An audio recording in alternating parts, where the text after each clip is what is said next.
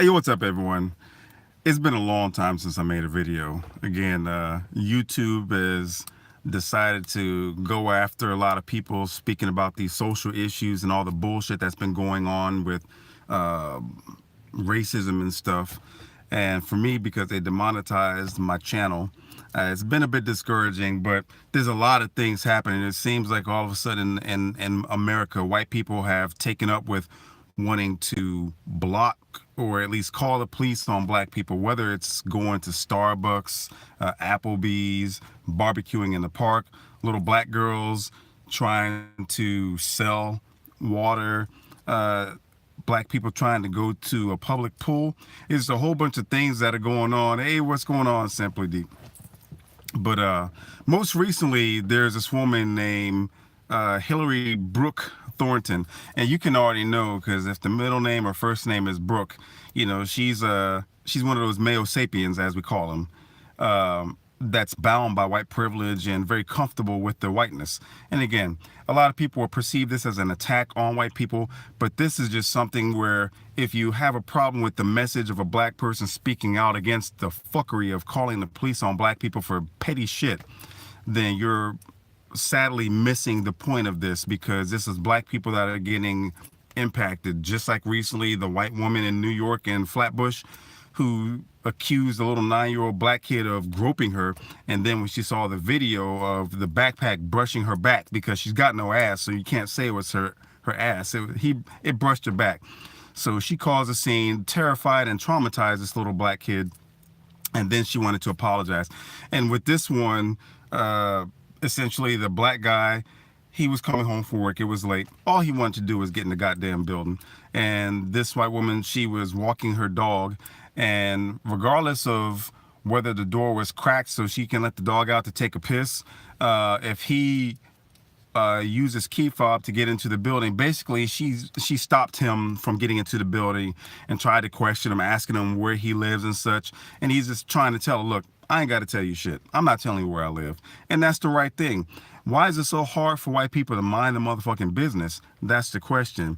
I used, when I'm here at work, I'm listening to Leo Muhammad. He's from the Nation of Islam, and he speaks at a speaker's corner in England, and some old videos, but he speaks fire. And one thing that he said is black people can't have anything because they'll tell you to go back to Africa, or black people try to have something on their own, and white people just kick the door and says, you can't have shit on your own. Let us in because we're white. And that's how it is. This white woman is trying to prevent this black man from getting into his apartment after a long ass day of work. And then he finally forces his way in. He doesn't, physically attack her. He just basically nudges her to the side so he can get into the building. And what does she do? She follows him. She follows him to the elevator. Now, what got me is she gets in the elevator with him, all the way up in this concealed and confined space, all the while asking questions. And at the same time, I don't like you recording me. You can go ahead and record me and all this bullshit. But again, she follows this man to his apartment and then turns around and says, well, now that I see that you've got the key fob and you got the key to your door, just for the record, what is your name? I want to say hi to you. No, bitch. You don't just prevent me from trying to get into my home, follow me up the stairs with your punk ass dog, and then follow me to my door, and then try to introduce yourself. For that, you get a flat out fuck you, a collective fuck you from every black person in America, across the globe. So on the news recently, because we already know how this plays out, every time something like this happens to where the person who commits this foul against a black person, suddenly the news wants to get their take. Now remember, the video is very impartial because it's already showing both sides, but for some reason ABC News in that area wanted to be able to get her take on it, as if the world doesn't see that this black man's trying to get into the building and she's blocking him. And they're trying to say, well, she had the proof.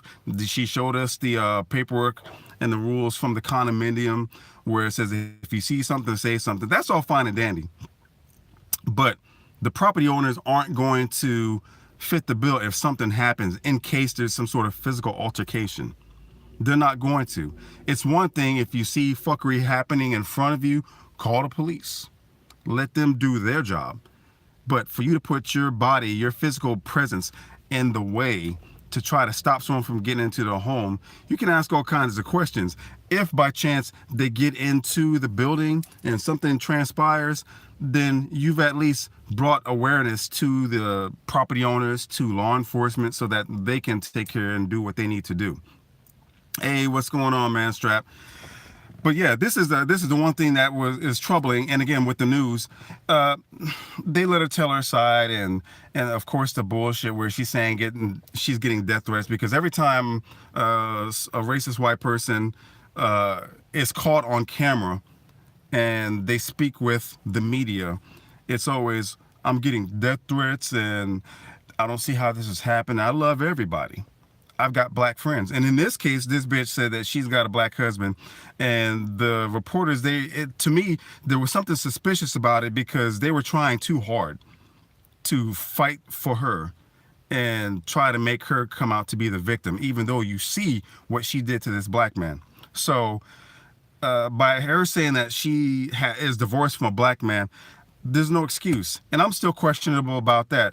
I went to this other video, Mr. Solange, Brian Solange. Great videos, by the way. If you don't get a chance, go ahead and check them out. Hey, what's up, Burgundy Fly Guy? But yeah, so the fact that she blocked him, that's one thing. The fact that she said that she's divorced from a black man, she didn't make that claim until the news reporter said it. And that's just to try to state the case for that, no, this bitch isn't racist. But yes, she is. She didn't have to do what she did to this guy. She could have let him go on about her way. And the moment that she saw that he put the key in there, she says, oh, you know what? This is a misunderstanding. I apologize. I'm an asshole. She could have said all that, but she wanted to come out and say, no, I want to introduce myself. And again, fuck you, bitch. I don't want to meet you. I don't want to talk to you. I'm not going to invite you over to have a casserole with raisins and shit like that. It's none of that. I don't want to have anything to do with you. So the news tried just as hard to defend her, which their shit, and this is not for me to trash all news, because the news is the news, and the narrative is always going to be the black is wrong, which is why in a lot of cases when I'm roasting people on Facebook and I'm getting blocked, is because I'm trashing some racist, but they always want to come up with Chicago as if all black people live in Chicago. I live in South Texas. I've never been up to Chicago. I don't even know what the city looks like other than what I see on TV. So again, I just want to make this video while I'm on my break. I'm going to start making videos again because you know, I've been away for a long time, and there's a lot of things that are happening, and I'm very vocal when it comes to speaking out on Facebook when I'm not getting blocked for 30 days.